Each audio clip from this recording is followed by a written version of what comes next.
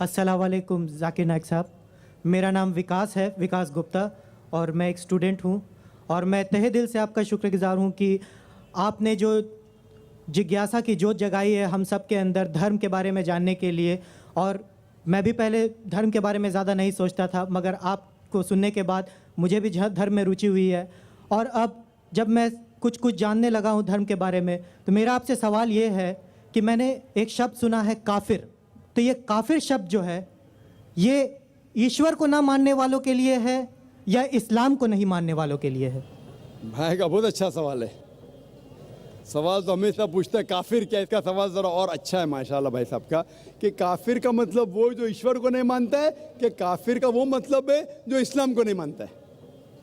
काफिर का सही मतलब है जो सही ईश्वर को नहीं मानता है। अगर आप गलत ईश्वर को मानते तो भी काफिर है। और सही ईश्वर का मतलब आपको इस्लाम में ही मिलेगा। इस्लाम के मानी है अपने ख्वाहिशें ईश्वर के हवाले करना।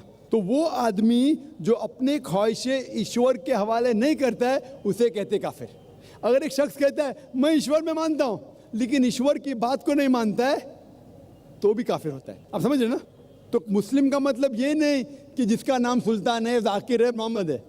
मुस्लिम का मतलब वो शख्स जो अपने सारे ख्वाहिशें ईश्वर के हवाले करता है, उसको कहते मुस्लिम।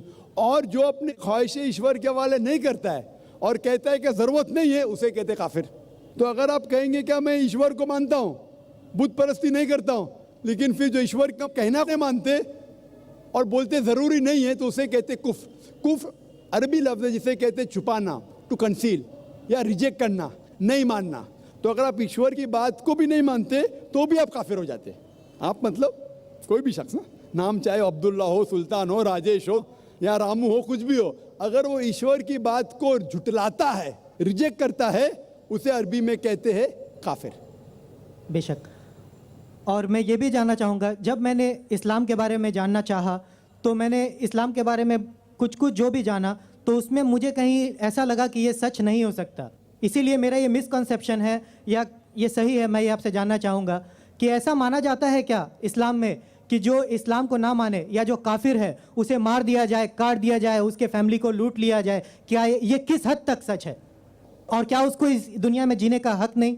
माशाल्लाह भाई साहब ने बहुत अच्छा सवाल किया।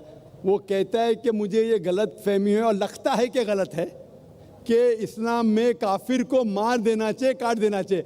आपको कोई भी मुसलमान ने मारा या काटा है ना? आप माशाल्लाह सही सलामत है, अल्हम्दुलिल्लाह। आपको किसने मारा, काटा? मैं जानना चाह रहा हूँ कि ऐसा कहीं है लिखा हुआ है या नहीं? Very good. ये क्या होता है कि जो लोग इस्लाम के खिलाफ किताबें लिखते, मिसाल के तौर पे अरुण शौरी का नाम सुने? अरुण शौरी जो मिनिस्टर था चंद साल पहले, बहुत किताब लिखता है इस्लाम के खिलाफ, बहुत मशहूर है इस्लाम के खिलाफ। लोग क्या करते, कुरान मजीद की आयत उठाते, आउट ऑफ कॉन्टेक्स्ट, पस मंजर के खिलाफ लिखते, और एक आयत जो बहुत इस्लाम के क्रिटिक उछालते, वो सूरह तौबा की आयत, सूरा नंबर 9 आयत नंबर 5, और लिखते हैं कि कुरान में लिखा है जहाँ भी आप काफिर को पाएंगे, इनटू ब्रैकेट्स हिंदू, आप उनका कत्ल करो। आप अगर कुरान मजीद खोलेंगे, तर्जुमा पढ़ेंगे, तो उसमें लिखा है जहाँ भी आप काफिर को पाएंगे कत्ल करो, लिखा है। लेकिन ये आउट ऑफ कॉन्टेक्स्ट है, पस मंजर के खिलाफ है। पस मंजर जानने के लिए आपको आयत नंबर पहले से पढ़ना पड़ेगा। सूरह तौबा सूरा नंबर 9 आयत नंबर 1 से पढ़ेंगे। वहाँ लिखा हुआ है कि मुस्लिम और मुशरिक मक्का के, उनके बीच में एक पीस ट्रीटी थी, एक सुलह थी। ये पीस ट्रीटी, ये सुलह एक तरफा मुशरिकों ने तोड़ दिया मक्का के।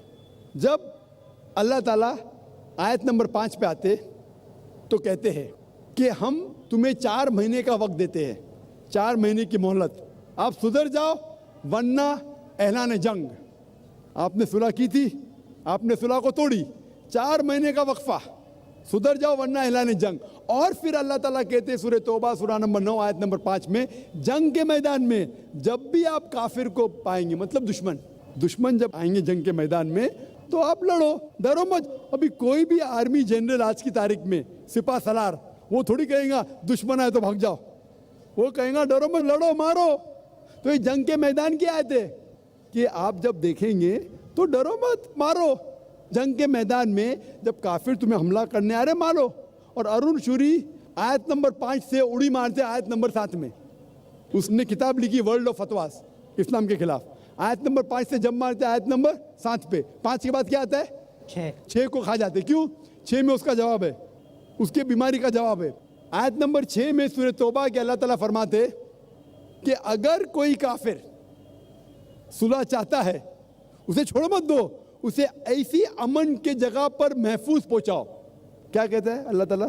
अगर कोई काफिर सुलह चाहता है, अमन चाहता है, उसे छोड़ मत दो, उसे संभाल के हिफाजत के साथ महफूज जगह पे जाके छोड़ो। Escort him to a place of security. आज का सिपा सलार सबसे दयालु क्या बोलेगा? दुश्मन को जान दो। यहाँ अल्लाह ताला कहते सिर्फ छोड़ो मत, ऐसी जगह पे लेके जाओ हिफाजत के साथ जहां वो महफूज है। समझ रहा?